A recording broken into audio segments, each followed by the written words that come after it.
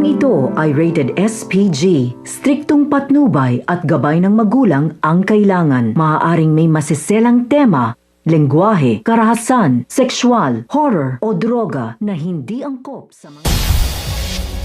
Nakahanap na nga ng mapagtataguan ng mga Agila at si Cardo at agad niya nga pinasecure ang buong lugar upang nga hindi nga sila matapos ng lahat doon sa kanilang pinagtataguan. Sinabi nga nito ni Albert na sumuko na nga sila dahil napapalibutan na nga sila ng mga kapulisan, at dito nga sinabi niya nga sa mga kasamahan nga niya na pasukin na nga ang lugar kung saan sila nagtatago.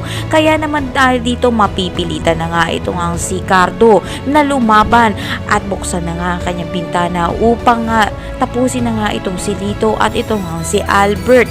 Ngunit magtagumpay nga kaya itong ang si Cardo sa kanyang gagawin, o kaya naman dadating nga itong ang si Mara upang nga tulungan nga sila ngayong nga nagigipit na nga sila sa labanan nga na ito.